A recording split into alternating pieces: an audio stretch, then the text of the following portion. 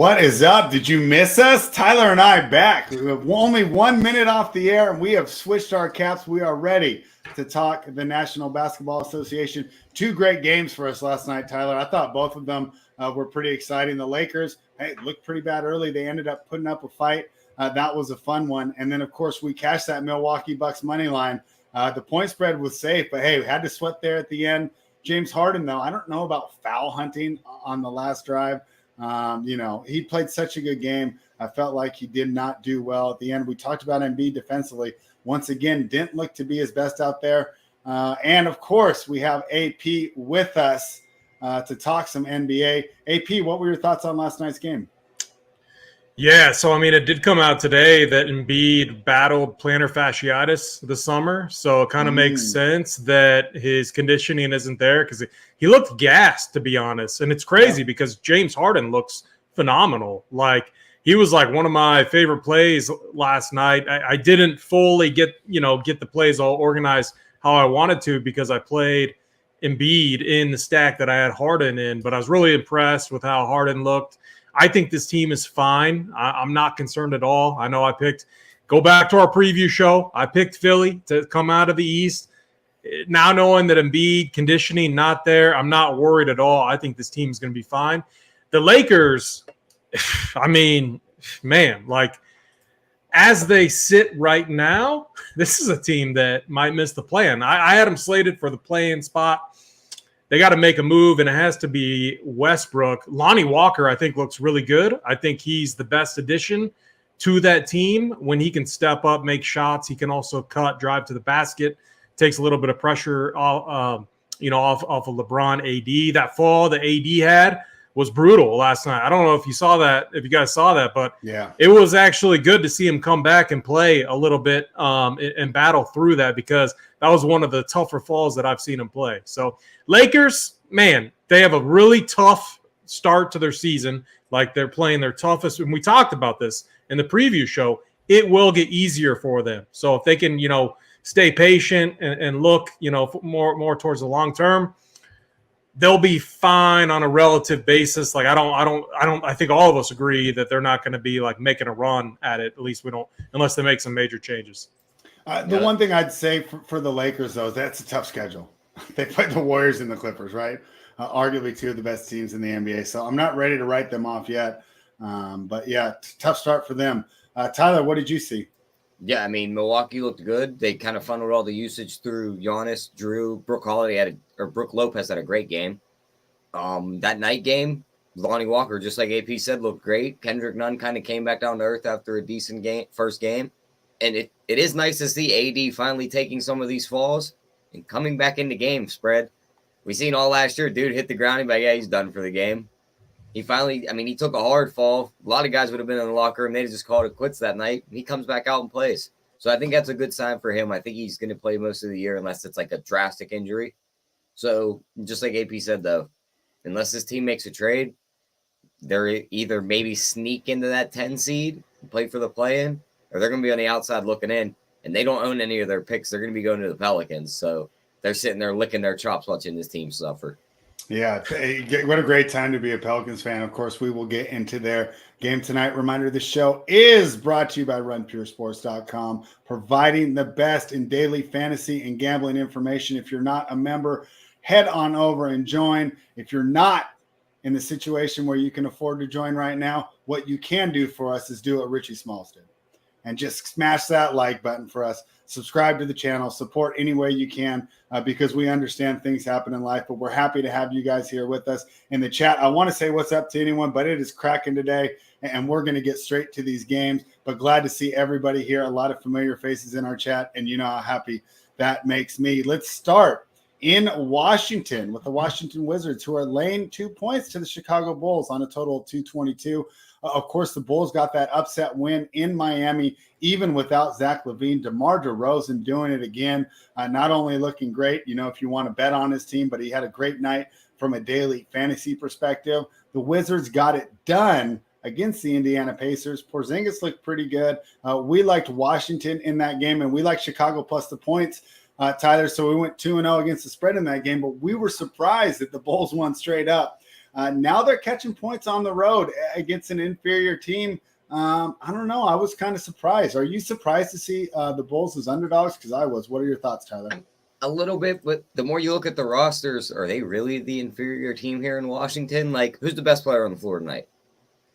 DeMar DeRozan. Okay, but if you go off last year, yes, but if you go off career, there's an argument Bradley Beal's the best player on the floor. I'd much rather have DeRozan than Beal. I mean, I'm just saying there's an argument there. You can have it. You could also argue that Washington has, if they don't have one, they have 2, 3, 4, 5. So it's like, no Zach LaVine. You like Porzingis more than Vukovic? Yes. Oh, wow. Okay. I like Kuzma more than Vucevic. Wow. Okay. Yeah. So I think Washington's a better team. So I kind of understand the line here the more I look at it. And we also talked about this before, Spread. I know it was the first game of the year, but superstar subtraction, they play good the first game. The next game, they start to teeter off. The first game without Zach LaVine, they play good. They pick up the win. The second game right here, they look like they're missing him a lot more. So I'm going to side with Washington picking up the win here. I think Porzingis is going to not have his way with Vucevic. He's going to pull him to the outside, hit a couple of threes on him, be able to beat him off the dribble. And I think Kuzma has a big game here, so I'm going to side with Washington. All right, yeah, we're opposite here. Chicago is 7-1 straight up in their last 8 games in Washington. AP, how are you approaching this one? Yeah, interesting spot here. It's Fridays. I don't know. Can we start by introducing a little overs on Friday action in this game? Two teams that like to play with pace. On the Wizards side, we talked about it. This team is all offense, no defense. We saw that. Now the NBA, we know each game is a series of runs. These teams make run. Like last night was a great example. The Clippers would come out, dominate. The Lakers would make runs. Never enough, though, to get back in it fully. If you look at what happened in this Wizards-Pacers game, when that second unit got out there with Rui, DeLon Wright, Gafford, Anthony Hill or Gill, however you pronounce it. I mean, they struggled. And the Pacers, who, I mean, this team is going to be really bad outside of Halliburton, they made runs and they came back. And that's just something that we can target in DFS, I think. And when better of a time to do it with this Bulls team? We know what the rotation is going to be. Like, we have a very good idea. We know DeRozan is going to be the usage monster. We know he's going to get the minutes. We saw it already. He's in good form right now. He put up really good numbers against the Knicks. Vucevic also did too. And they're going to get all the usage because, Pat Williams still kind of growing into his own, good defensive player. He'll be a well-rounded basketball player. Caruso, more of a defensive guy. Ayo DeSumo, another defensive guy, looked pretty good, to be honest. Maybe a tournament play, but I think we should have a ton of interest in DeRozan and Vucevic here. I think it's an interesting spot. I think the game's going to be competitive, and I see this one going over. So I do think the Wizards side is much tougher. You have too many mouths to feed between Porzingis, Kuzma, Beal. I was really impressed from a team standpoint that Beal was willing to, share the rock, distribute it a little bit.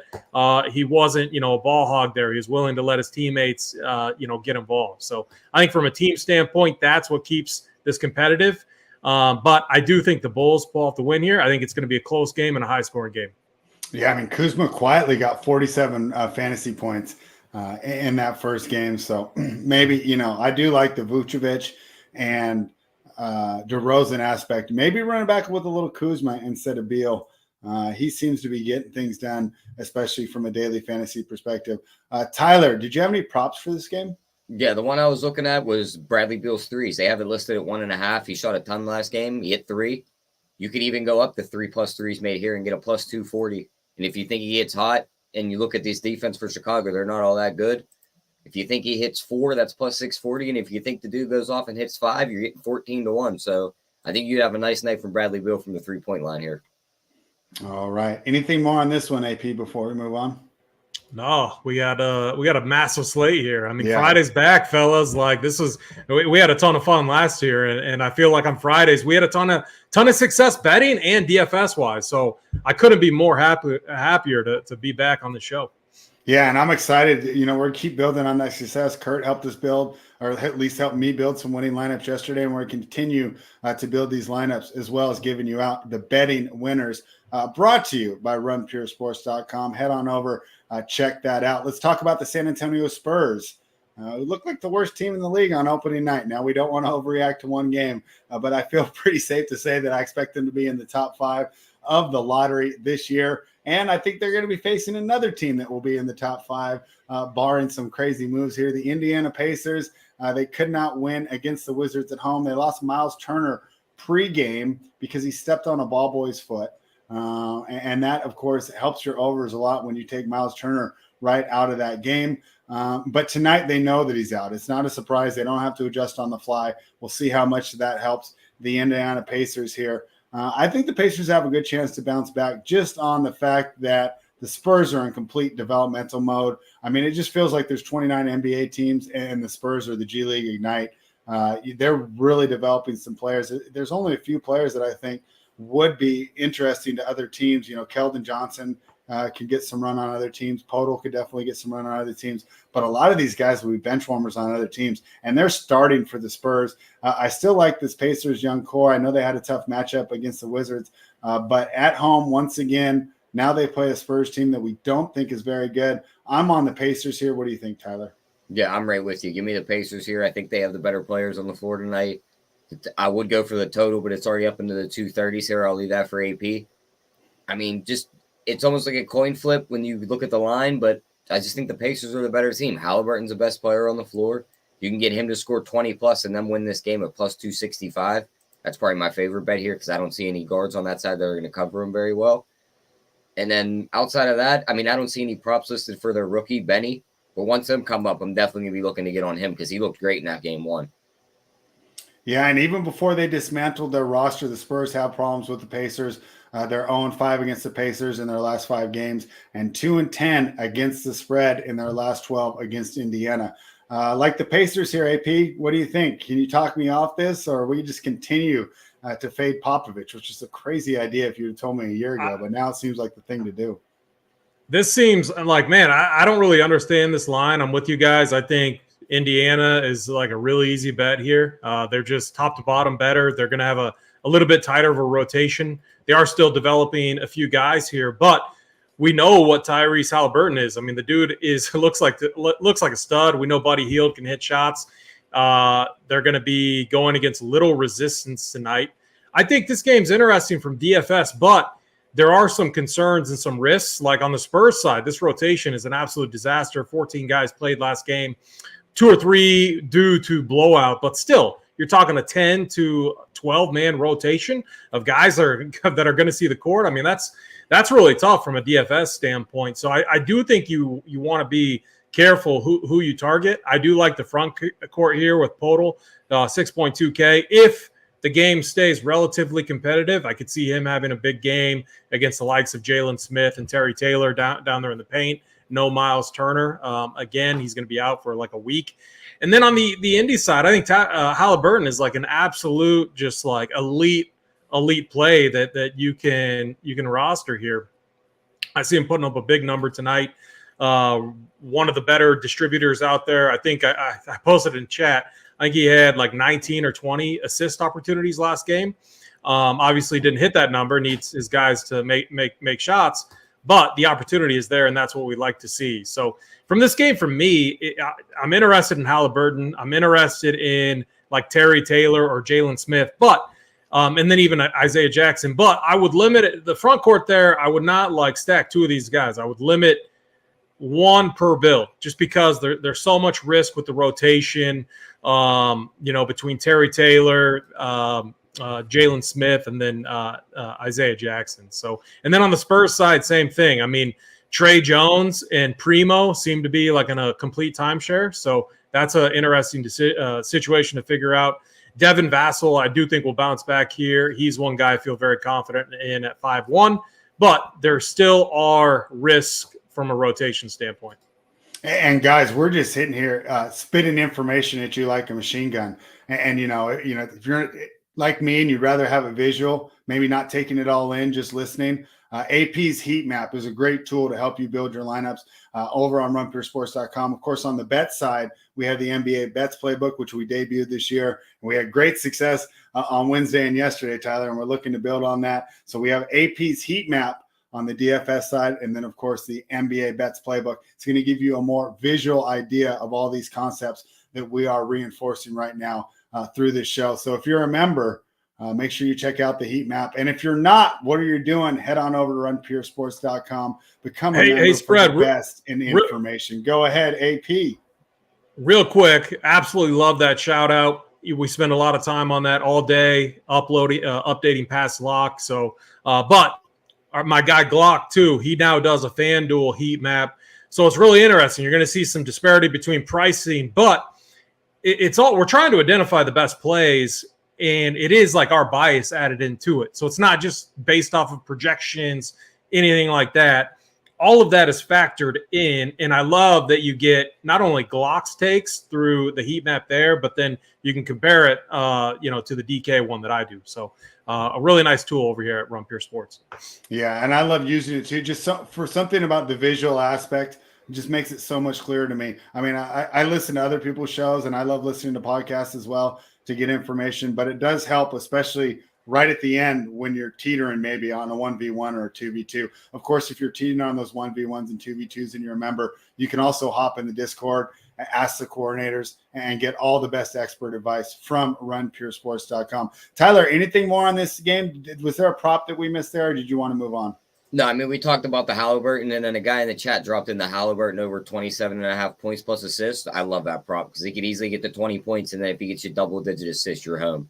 So definitely. And like Victor, I see this question, but we'll get to this one at the end. But yeah, great point here that by DFS. Let's go. Love to see that one, and I agree with you there on that prop. I like the Pacers here much more than I like that Bulls play in the very first game. And hey, it's probably a little too early to start patting ourselves on the back. But boy, we love the Pelicans in that preview, and it just felt like everything that we said on the NBA preview just came to life in that game. They could not have had a better debut against an excellent team, a true contender in the East, a top 5 player in the NBA, and Kevin Durant, and they had no answer for Zion Williamson. The team looked coming together. I talked about Willie Green for Coach of the Year. Loving that right now because the Pelicans, if they continue to play this way, are going to be the talk of the league. Now, what's a problem for young teams that's handling success? We knew they were going to be up for that Brooklyn game, right? We knew they were going to be up. All the attention was on it. I know that was the first one I turned to on my league pass. Now it's a little different. You're playing the Hornets, and I know the Hornets got a win in their first game, but it's not necessarily the same as far as star potential, star power. And this is where a team really needs to be great, especially in the regular season. And that's getting the job done on the nights when it's not so glamorous, right? We heard Draymond Green talking about, hey, it's easy for me to get up going against LeBron and Giannis. It sucks on Tuesday night in Sacramento. Kind of a test here for the Pelicans and for Willie Green. They're -6.5 in Charlotte, taking on the Hornets. Of course, this Hornets team missing LaMelo Ball and Miles Bridges. I guess I won't say that anymore after this show, but to me, that was just such a big loss for that team because he was such a glue guy defensively. I really struggle to see how they're going to be at least an average defensive team with this lineup. I think the Pelicans can exploit it, but we don't like laying 6.5 on the road usually, Tyler. But this is our favorite team, the Pelicans, man. We loved them preseason. They lived up to expectations in one game. Are they going to continue to do it tonight? What are your thoughts, Tyler? I mean, I think so. I mean, I just don't see how Charlotte's going to be able to score on this team unless they hit a ton of threes like they did in game 1 spread. The Pelicans are going to chase these guys around, give them a ton of trouble. And who on the other side is going to be able to cover Zion? Because it ain't going to be P.J. Washington. I mean, we're going to say that every night, right? It's like it ain't going to be Nick Richards. Like, it's just there's not even a big body on the other side to give him any problems underneath the hoop. So, like, his double-double at +155, I like that. His points over 25, I like that. Him to score 30+ and the Pelicans win at +290, I like that. I mean, this team's – their defense is going to be the thing that wins them a lot of games, Fred. Like, Herb Jones, Zion, and these guys just chasing them off the 3-line. Brandon Ingram's lanky too. Joe Val's in the paint. Like, it's just going to be tough to score on them, and they're going to be able to score on you in so many different ways. I think they win by at least 10 here. All right, AP.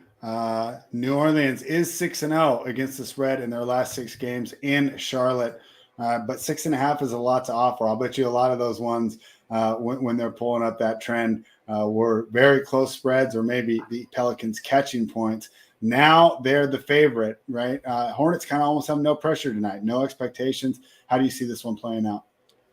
Man, I mean, this team. Who was it that predicted the Pelicans to win the West?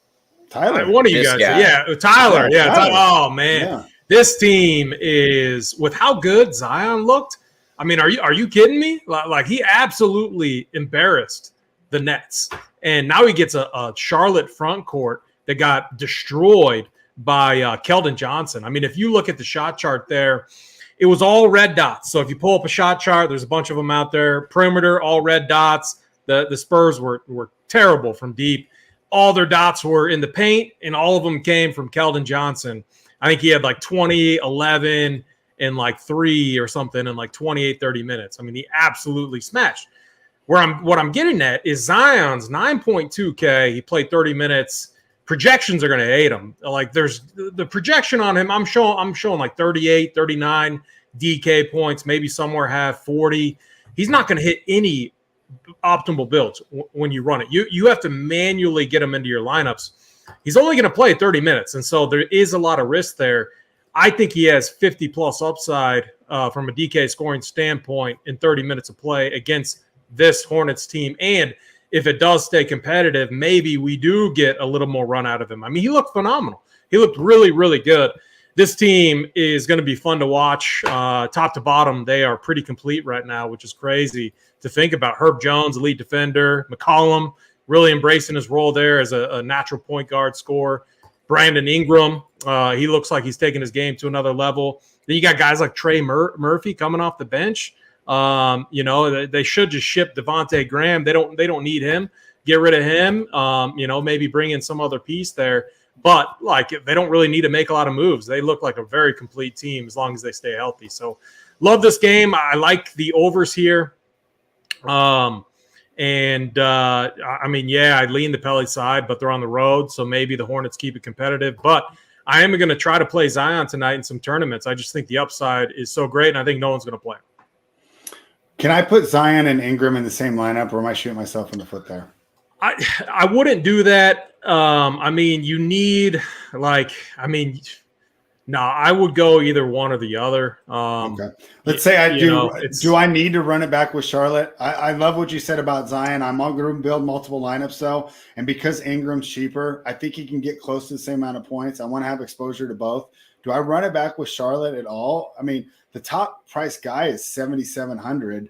How do we approach that on a run back? Or are we fine just running one Pelican and then moving on? I think if you do, when you just think of like how the Hornets can keep this game competitive, it's not going to come from the paint with Joval and Zion down there. And whoever Herb Jones is on, I don't want anything to do with that. You got to think Gordon Hayward or Kelly Oubre. So scary Terry Rozier as the run back. I mean, that's where I'd be looking.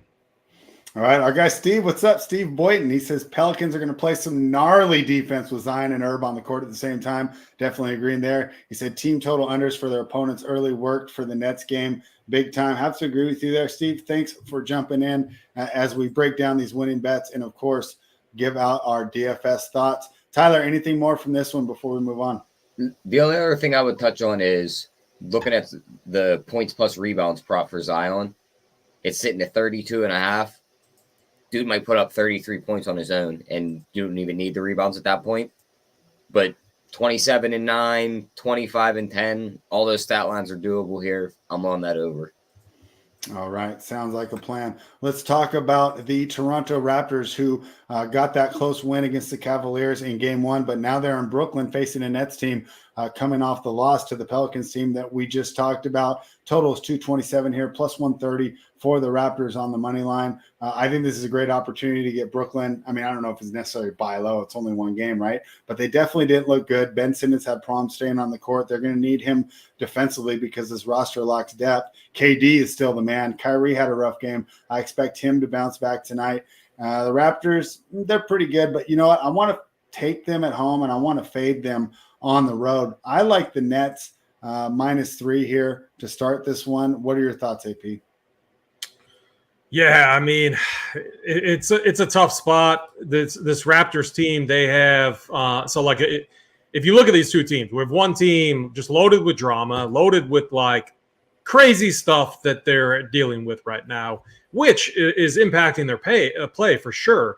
from a chemistry standpoint, while the other team just seems like they've played together for like a long time now. When you just look at the names there, it seems like these guys should be in a really good groove. So I think it's going to be a very competitive game tonight.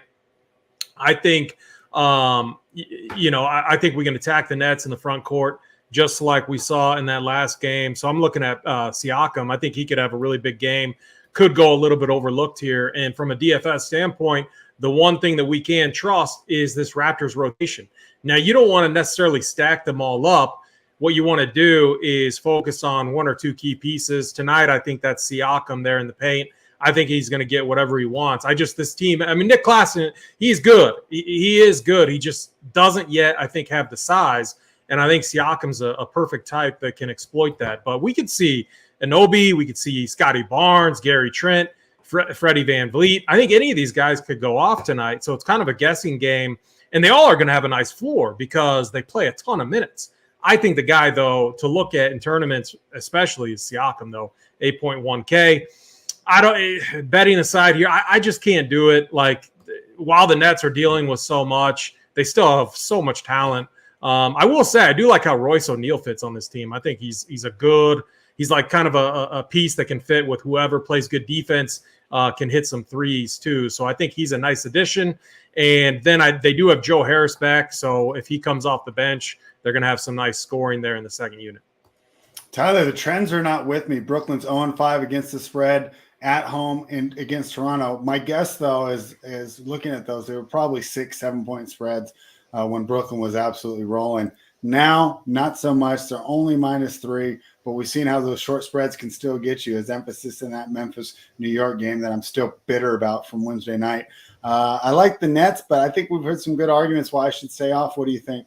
Yeah, I'm going to be on the other side of you. I like the Raptors here. I think they just match up very well. It's like they have the length.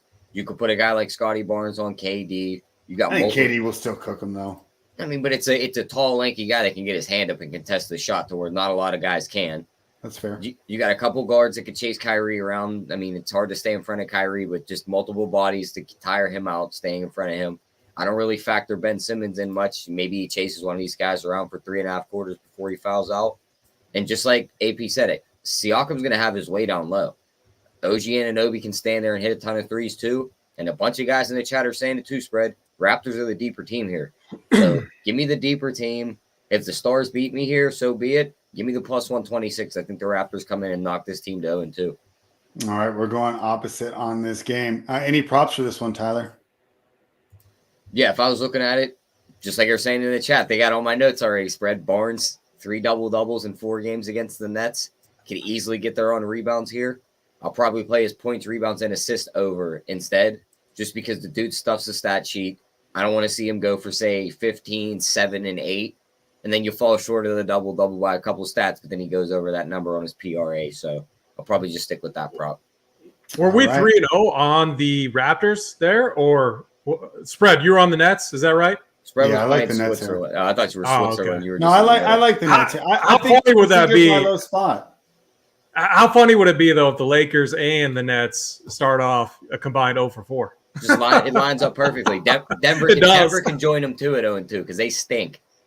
Oh, we're gonna be opposite on that one too. No, come on, man, come on, Tyler. God, we had such good mojo going. What's going on, man? They lost to the Jazz. AP, what's your boy doing? Yeah, one game, Sam.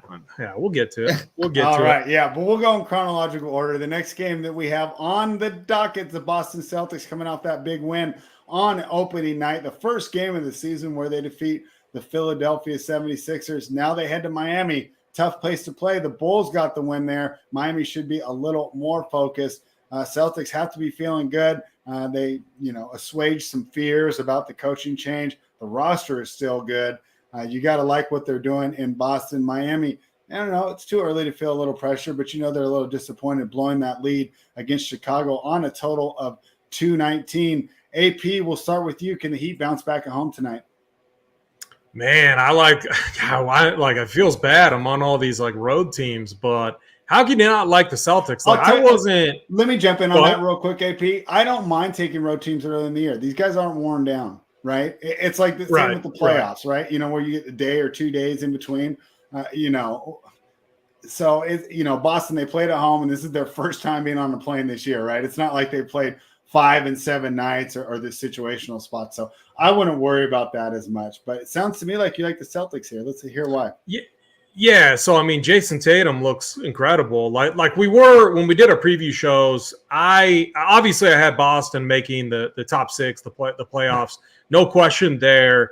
I didn't know if they're going to be a top 4 team, but how can you argue against it? Jason Tatum looks incredible. He looks absolutely phenomenal. Looks like even bigger, stronger than what we saw last year. I was really impressed by that. I was also really impressed by Grant Williams. And then you got Brogdon that just mixes in really well. So I like this team. Like Al Horford was even, in foul trouble too, had a really bad game. And they look good. They look complete as a team. So, and while the Heat did not look as good, Bam did not look very good. You're now making up for no PJ Tucker. So defensively, I don't think the Heat currently look as good. Kyle Lowry looked really bad. So it's Jimmy Butler, kind of putting this team on his back, and can Tyler Hero make some shots? I think he's going to struggle defensively against the Celtics team that has historically been very sound, especially against perimeter shooting. So I think the Celtics match up very well against the Heat tonight. I think they take care of them, and I think I'm making a 360 on Boston. I think they looked very motivated. They looked really good. They did not look slow at all coming off, the run that they were on. And I think they keep marching ahead. I think they get a win tonight. Hey, Tyler, they've handled this trip well in the past 5-1 in their last 6 against the spread in Miami for this Boston Celtics team. How are you approaching this one? What was that bet everyone we always went to last or in the playoffs? What was it when these two teams matched up? Was it like largest lead over 10? And it's just every team got there in the playoffs. So if you could find that, I don't hate it. But I'm with AP here. Make it 2 for 2. Give me the Celtics. Okay. PJ Tucker missing here is going to be big. You've seen it last year in the playoffs. He was key on defense on stopping these 2 main guys. They laid the blueprint on how to stop Jaylen Brown, but when you don't have the guy that made the blueprint, it's going to be a lot harder. They're going to hunt Hero on defense because they did it all last year. Try and get him to the bench and get these other guys in. Lowry's dust. Bam didn't look good. Could bounce back here against Horford because he doesn't look all that good either. But the Boston's just a deeper team here spread. I think they put it on a -2.5. My only worry there, though, is Miami. It could be that spot where they kind of gave up that Chicago game looking ahead. And they're like, we're going to get this team back for knocking us out of the playoffs last year. So that's my only worry there. But I think Boston's just a better team, and I think they get the job done. Yeah, I mean, if Travis was here, he'd definitely be talking about revenge. AP, when we're looking at building lineups here, I see Tatum's here at 8,800, Butler's at 8,500. You talked about Butler carrying a load. Jaylen Brown, 8,200. Bam, disappointed in his debut. Maybe some low ownership. Sin at 7,100. And then, of course, some opportunities for value as you continue to scroll down. How are you approaching this game from a DFS perspective? Yeah, I think what you do if you are multi-entering, it's just you set a rule, Jaylen Brown or Jason Tatum. Both are priced very fairly. Tatum's going to be more popular, rightfully so, but this team is centered around them. It really is, and it's just going to be one of those things all season long. It's like hard to imagine a scenario where one of these guys doesn't go off and you see the fire emoji by them on your DraftKings app or whatever. So for me, it's Jaylen Brown or Jason Tatum. I like both. I'm going to go right back to Tatum, though. I don't see how they're going to defend him, man. He looked so good. All right. There you have it for the Heat and the Celtics. And that one's going to be a lot of fun to watch. That one will definitely be on my TV. You clicking on that over right there, AP? That's a rough matchup to be clicking an over on. Yeah, I mean, it really is. Probably avoid. It's a game I just watch. Like, I think the Celtics, especially at 219. Yeah, it's like right in that sweet spot too. Yeah. I mean, the only piece that just for me is kind of confusing is like Derek White. I think they need to move him. Like, I don't know. I don't really think he fits too well. I don't know. Do you guys have an opinion on him? I think he's out of position due to Time Lord being out. Once he's back, he takes the starting lineup, kick White to the back end of the unit, and then he comes in with Brogdon, and they run that second unit together. Yeah. When White's been in that starting lineup, that lineup did not do good. It's only been a playoff sample, of course. So, of course, he's going against the toughest competition. But so far, he hasn't been the addition that we had hoped. But it's so funny, though, because we loved the addition until it didn't work.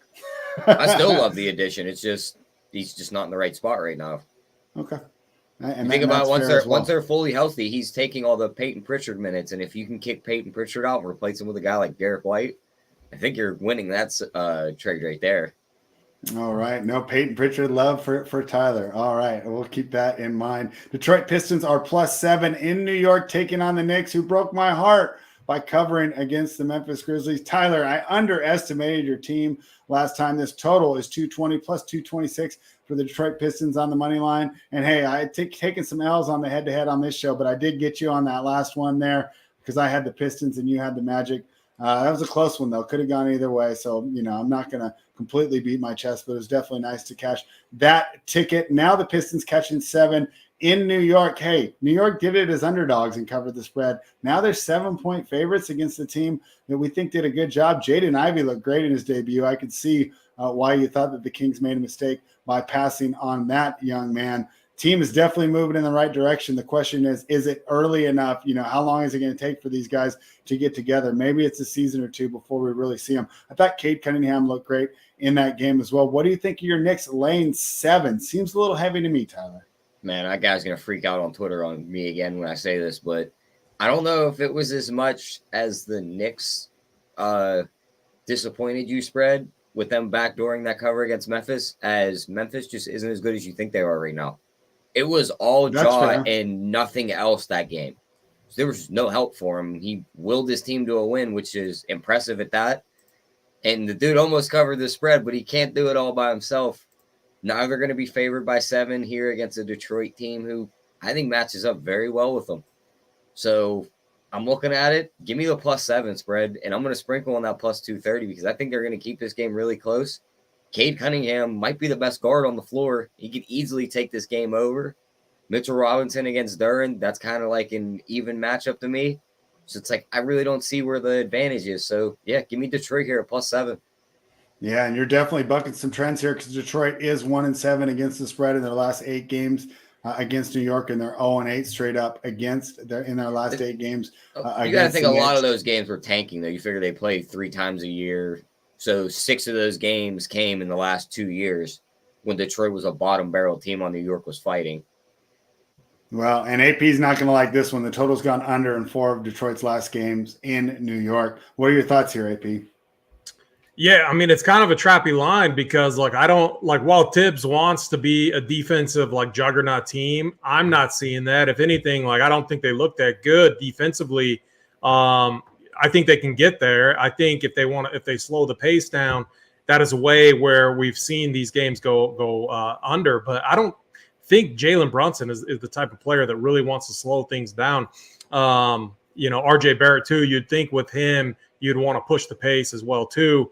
But man, the Pistons. So I think this is a really interesting spot. Cade Cunningham was a very popular play on Wednesday, and he did not pan out. You have to like what we're seeing in the rotation there. He had 2 quick fouls pretty early. I mean, he was in line for potentially 37, 38 minutes if those fouls didn't come about. Maybe Dwayne Casey would have adjusted the rotation to get him at 35, but I still think seeing that he went the full third quarter, he might have that type of upside in the first quarter here too. At 7,500, no one's going to play him on DraftKings. These are spots to take advantage of in tournaments. I'm not afraid of the Knicks here defensively. We know Cade Cunningham's the type that can take over a game.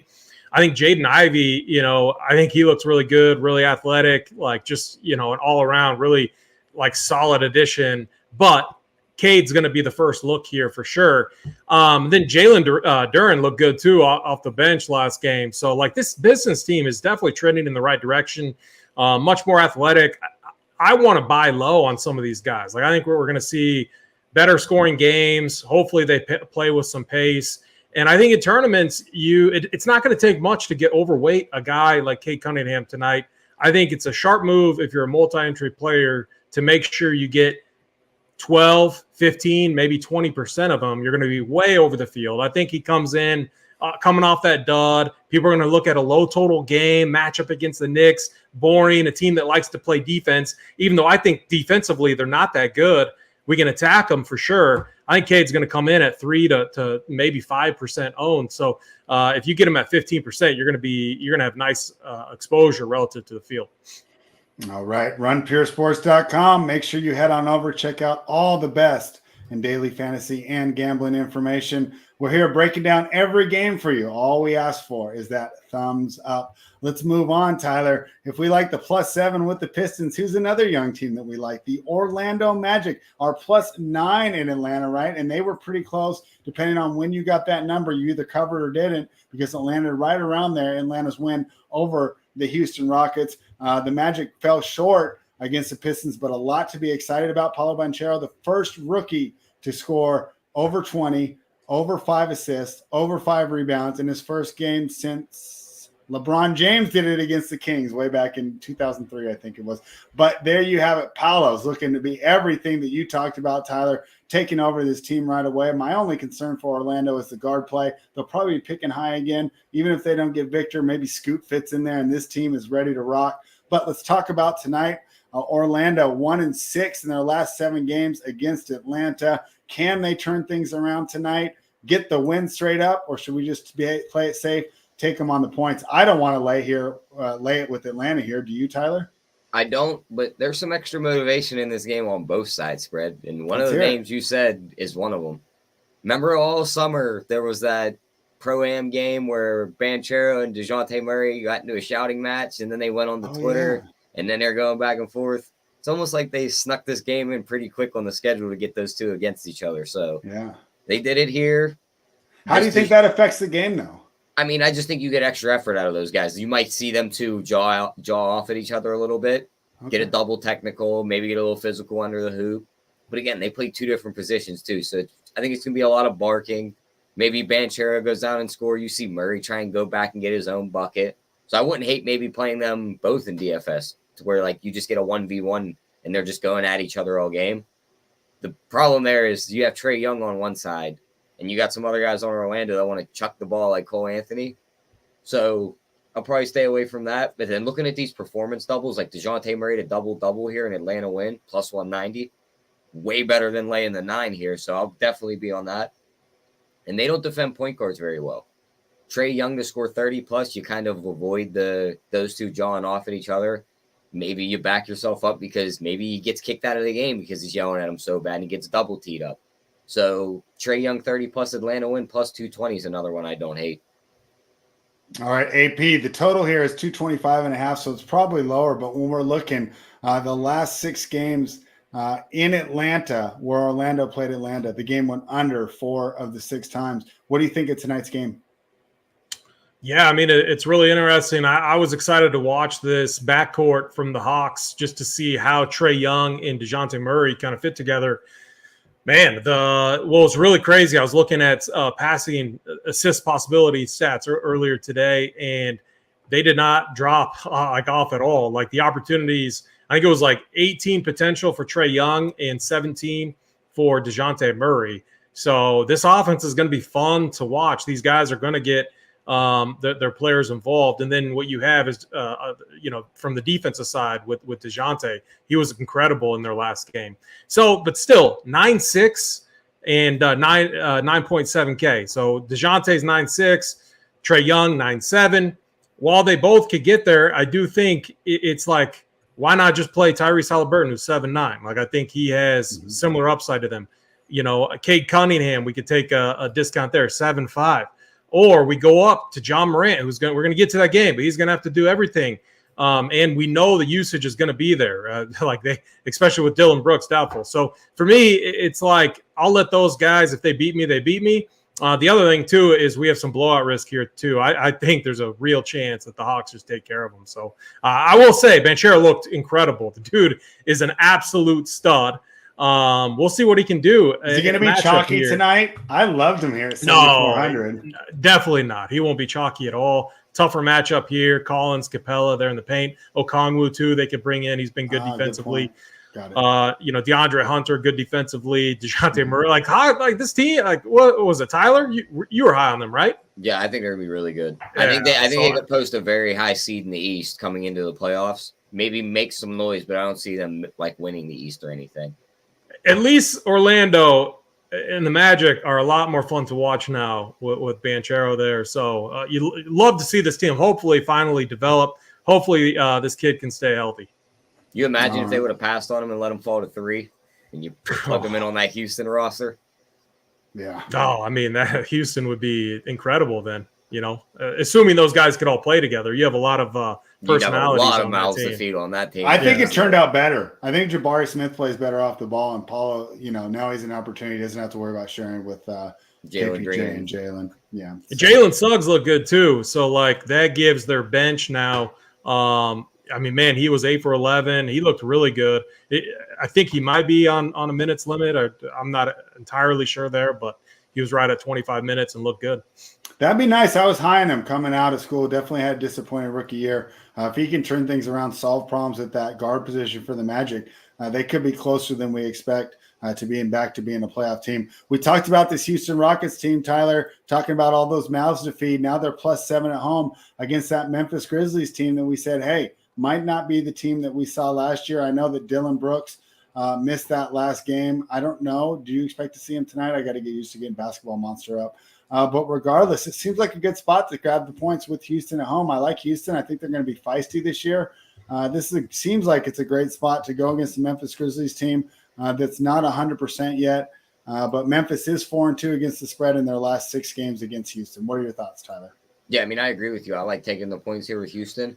I might wait and bet this game live and wait for that number to get up to 10 because I feel like that's a nice number to have on Houston at double digits. I don't see them losing a lot of games by double digits this year because they're just going to run these young guys till the end of the game. So these guys are going to get all the minutes. Even in blowouts, they're going to bring these games back to where they maybe lose them by 8. So love taking the points here with Houston. I'm even going to sprinkle a little bit on that money line. I wish that price was a little better. I just don't trust Memphis. Like, if Jaw goes cold in this game, where's their offense coming from? Desmond Bane, Aldana, that could easily be a game where Houston just takes over and Jalen Green puts up 30 points.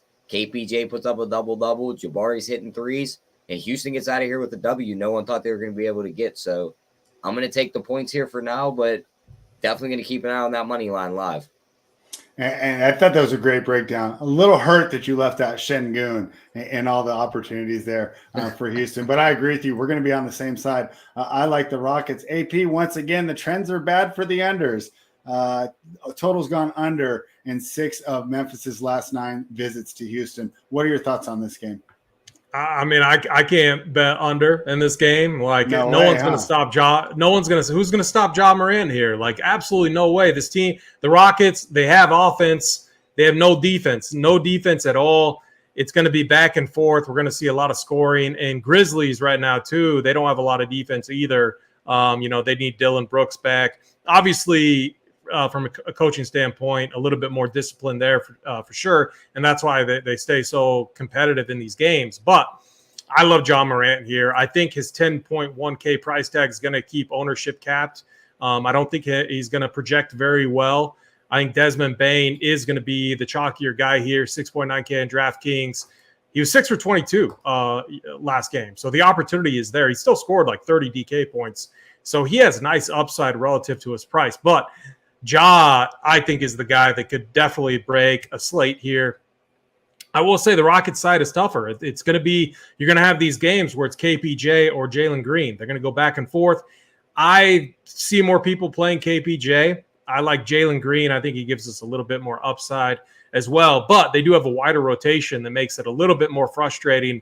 So for me, I don't even have to run it back. While I do like the overs, I don't have to necessarily play anyone on the Rockets side. I can play Ja. I can play Desmond Bane. I can even look at Steven Adams too. I do like attacking this Rockets front court. So I'm going to have exposure to the Grizzlies here.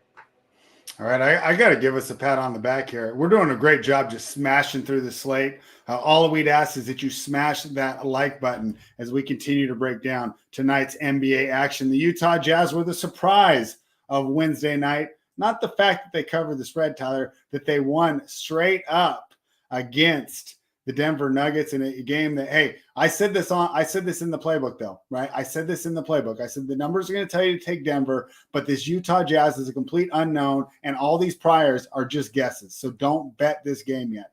Don't bet this game. We didn't even want to throw Denver in a money line parlay there because the Jazz were a complete unknown. And the thing that they have to be so excited about, I didn't think this was going to happen right away.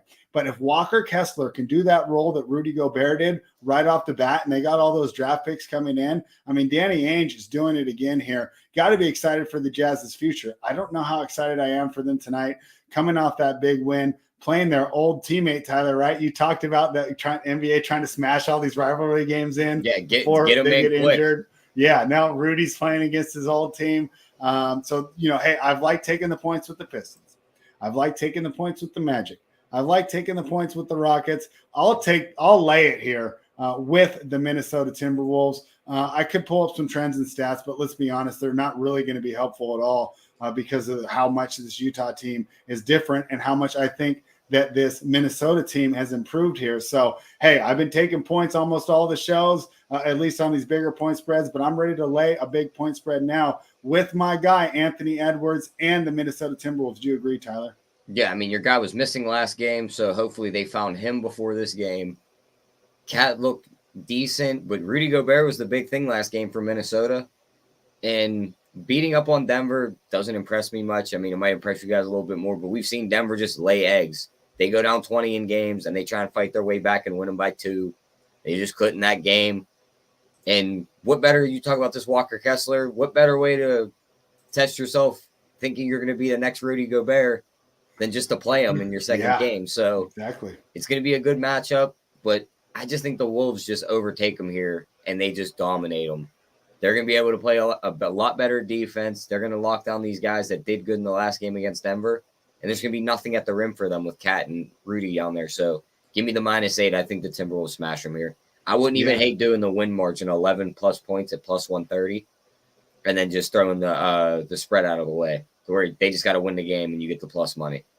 Yeah, it sounds like a great plan. Steve Boynton brings up a great point.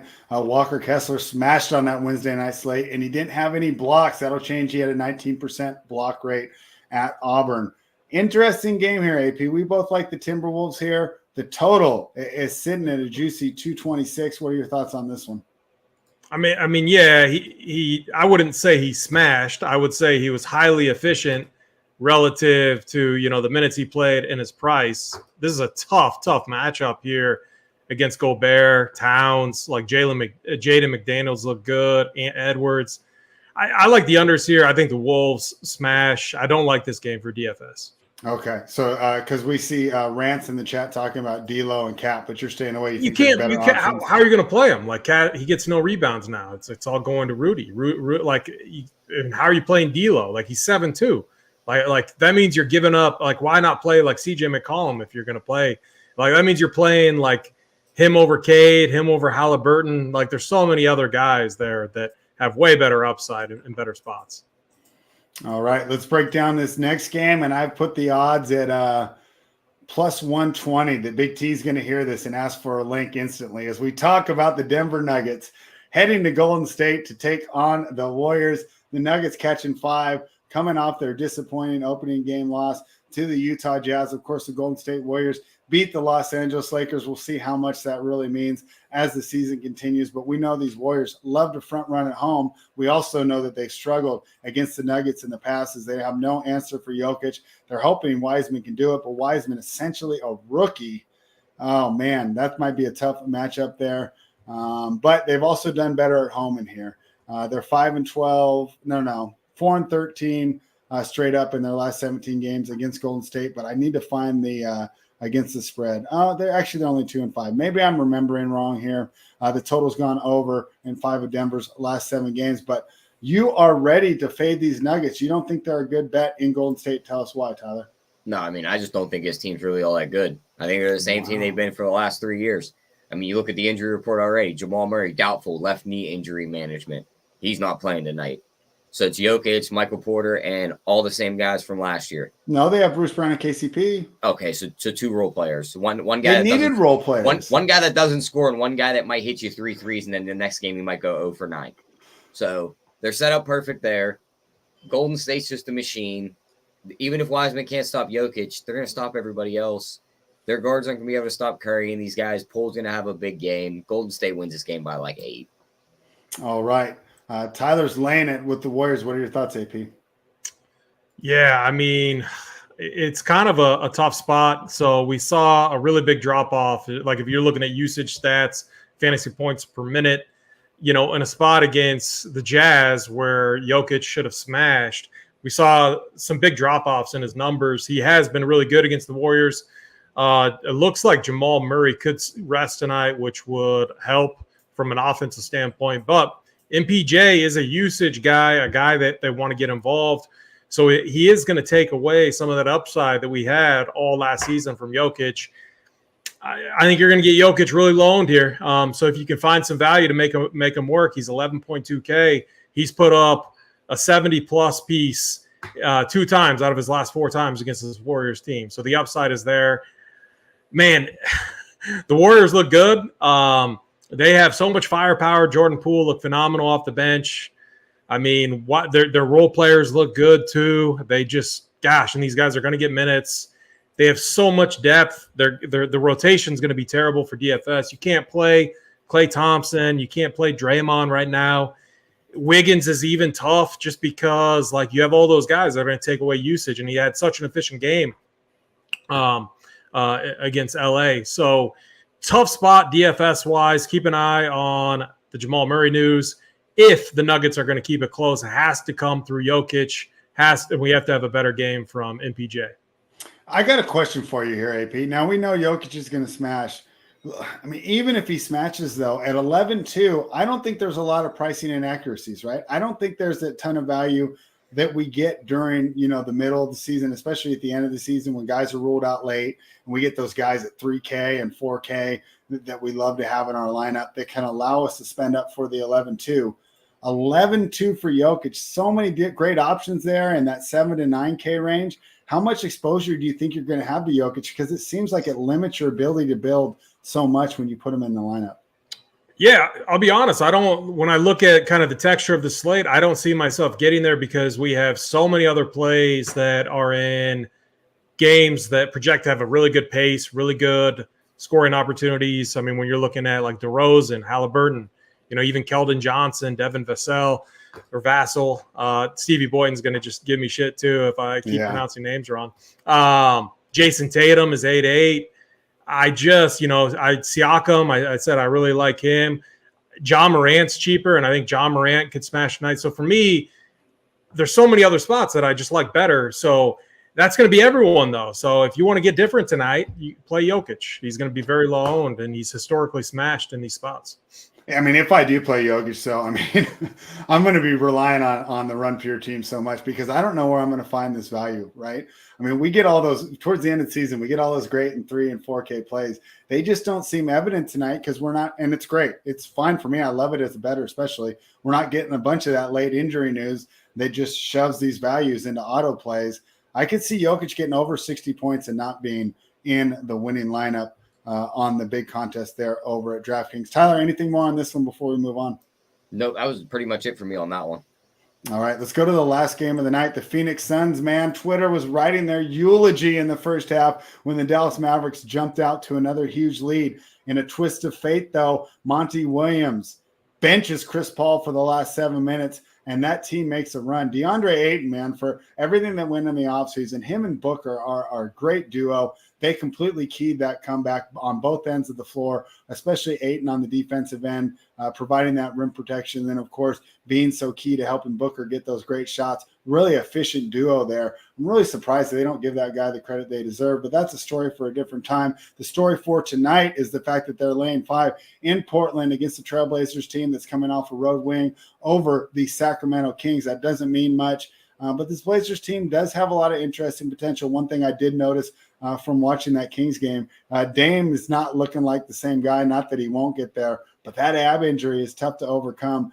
They were definitely relying on the other guys there to go ahead and key that victory against the Kings. Portland's got a pretty good roster. They seem to be bought up under Chauncey Billups, but this is a tough task going against a Phoenix team that seems like it has something to prove. What are your thoughts, Tyler?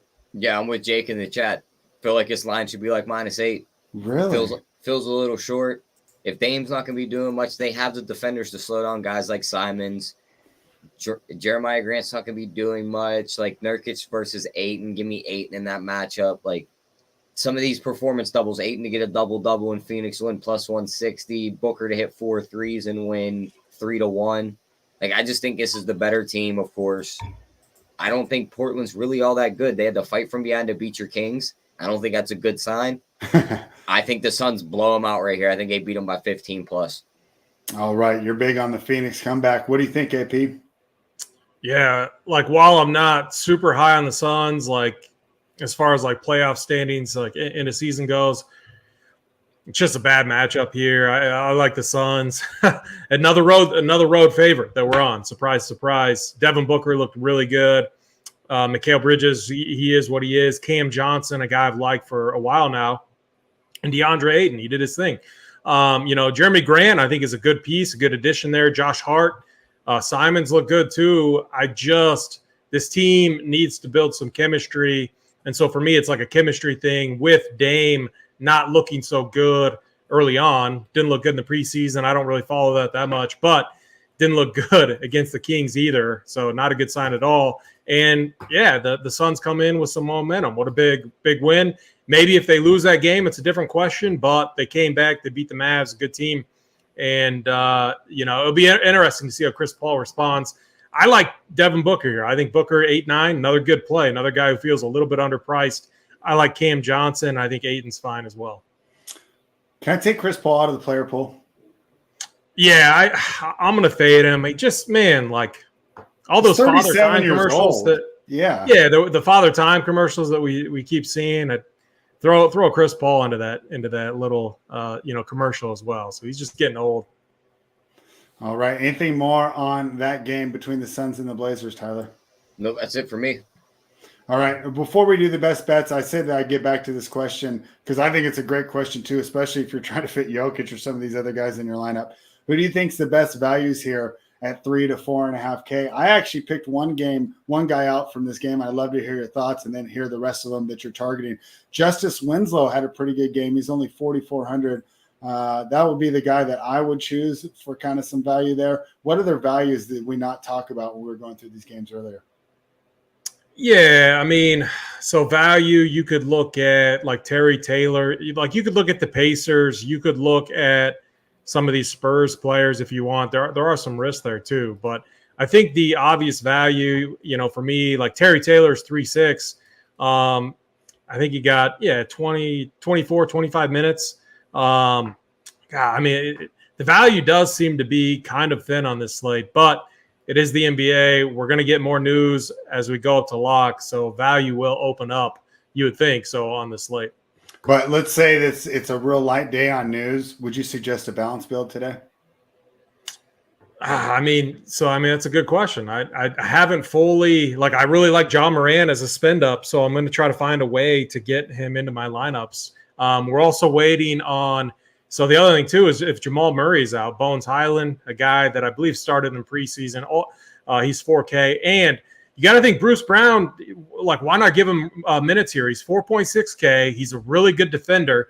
They're going to need him on the court a lot to track down Jordan Poole, to track down Steph Curry. That is the guy I would want out there tracking those guys down. So, and he's 4.6K. So it's just another thing. Keep an eye on the news. Value is going to open up. It almost always does. And of course, because we do have the big slate tonight, that means the guys are back in action. The Run Pure Sports YouTube channel, the free show will be at 4:45 Eastern as they begin to give their thoughts. Am I wrong on that time? No, you're right on that time. What I was going to say is don't go chasing these values that were highly efficient on Wednesday. Don't go chasing those performances. A lot of people do. Usually those plays are overinflated. So that's all I'll say there. Okay. I think Trey Murphy was one of them. The other thing that I'd be remiss if I did not point out is you talked about that late news and how that's where the value comes from. And where the value comes from you as a viewer is watching the Run Pure Sports Up to Lock show. Unfortunately, that's a members only show, but there's no better information. And I'll say it almost every single time I'm on the show. There's no one that's more impressive to me in this industry at analyzing that news just off the top of his head quickly as it comes in. And we only have 15 minutes till the slate locks. than JSU, giving those 1v1s, 2v2s, how to adjust your lineups on the fly as this news comes in fast and furious. As we know, the waters are pretty calm right now, but you're going to be more and more impressed if you're tuning into that show and you're seeing how he's able to do it once we get to before All-Star break, once we get to March, once the real tanking starts, and we're getting all this crazy news. No one better than JSU, Big T, and the team. So, of course, head on over to Run Pure Sports, become a member, jump in the Discord, ask those questions. Holden reads them on the show, and we continue to give you the winners. If you're not a member, we just ask, hey, give us a thumbs up. We're here over an hour breaking down all these games, having a great time doing it, but we'd appreciate a little bit of feedback too. Algorithm, something like that helps us out. Thumbs up. Thank you very much. It's time for the best bets. We'll start with you, AP, because Tyler, of course, is going to work up a monster parlay. What do you got for us, AP? Best bet today, side total or prop? Yeah, I'm going to go with totals, and I'm going to go with an over. We got to start it out right. I'm going to go Grizzlies, Rockets, over 232. Probably could have gotten a better line if we got on that one early. It's down to 231 on Bookmaker. There you go, 231. Yeah. I like that. Desmond Bane, bounce back spot. You got Santa Claus in there, going to hit some threes. Ja Morant is going to have little resistance getting to the rim. And I think the Rockets have enough firepower to respond. Those two things together with pace equals a lot of points. So if we have the scoring efficiency there, we're going to see this game go over. All right, Tyler, what do you have for us as far as the best bet? I'm going to take a road dog here. Give me the Raptors to win outright, plus 130. I think they beat the Nets and knock them down to 0-2. Okay, well, that takes the Nets out of my best bet pool. Boy, I'm looking at these on head-to-head. I'm looking at these own dogs. Own us. No, I'm not going to take it. Not on today when there's so many good options. Gosh, I'm going to go ahead. I want to take one of these bigger spreads. And you know what? I'll do it again, Tyler. I'm going to fade the Knicks. Give me the Detroit Pistons plus 7. I believe they do keep this game close. I like what they're doing with that team. And Jaden Ivey, Cade Cunningham, what a great backcourt. Let's see how they fare in New York. But I think this is a much improved team. And I do not believe the odds makers have caught on to how good this team really is. So there you have our best bets. AP has the over in Houston, Memphis. Tyler's taking the Raptors straight up money line. Gave us a money line winner yesterday. That's why I'm not stepping in front of you today, Tyler. I know better than that. And I'm going to go ahead and take the Pistons plus 7. But one of the best features of the show, Tyler, one of the main reasons people tune in is for these parlays that you've managed to cook up, these long shot parlays. And what the great thing is, we only need to hit 1 or 2 in a month. And we're still in the red because the numbers are so high. So I see you over there. You're dropping the spices in. You're cooking it up. Meat's on the grill. What do you got for us on this parlay? We're going to go to double-double parlay. We're going to go right. DeAndre Ayton to get a double-double and the Suns win, Zion to double-double and the Pelicans win, and DeJounte Murray to get a double-double and the Hawks win. That gets you 24-1. You put $25 on that, it wins you $583. Oh, I love that. Great way to start our Friday. AP, so glad to have you back, man. We've been talking here or there, but this is our first time to really hang out, besides the preview show, of course. But I like just breaking down the individual games. A lot of the previews is stuff where we're just reinforcing stuff that we already know. But now we get to take stands and really dive into the minutia of how to really be profitable, whether you're betting or playing DFS. So thanks for having you back, AP. Do you have words of wisdom for the people before we sign off? Yeah, so make sure we got the I think the boys are recording the Print Factory right now for NFL. Make sure to catch that show. Then stay with us for the NBA Hardwood at 4:45 Eastern. And then JSU, Big T, Holden, take you up to lock tonight. Very important to be on that show. One other thing, too, I do want to get this out. We're going to talk about it more on the next show, too. We had there's too many people on the site. Press and refresh, getting on there, getting the plays. We're actively working on pumping up our servers, finding ways to make sure that doesn't happen. One thing to know, if it does happen again, the server auto reboots. It will come up. It takes about a minute and a half. So instead of just pressing refresh over and over and over again, take 30 seconds, take a deep breath, wait a little bit, and then press refresh. So that's all I want to say, because what happens is that effect will compound. Everyone's just hammering that refresh button. But we have made some changes. Should be smoother today. If for some reason it goes down, we are posting all the content in Discord. So make sure if you're a member, get in Discord as the ultimate backup. But our number one priority is making sure that does not happen. Whatever costs that it takes on our end, we're going to make sure it doesn't happen. I wish it was an on and off switch to do that. Like, hey, because I'm not a tech guy at all. I'll admit that. I'm not a website tech guy. I wish it could be, hey, let's pay this money, bump things up. Our tech guys said it doesn't work like that. It does take some time. We are actively working on that, though. So I don't envision any problems today, but there's a lot of people out there, and when everyone comes at once, sometimes sometimes it can crash it. But we have measures in place to make sure we're backed up. Yeah, I mean, honestly, I'm not surprised with all these people that are joining the movement. And like our guy Tambo says, you can win with us or watch us win. Run pure.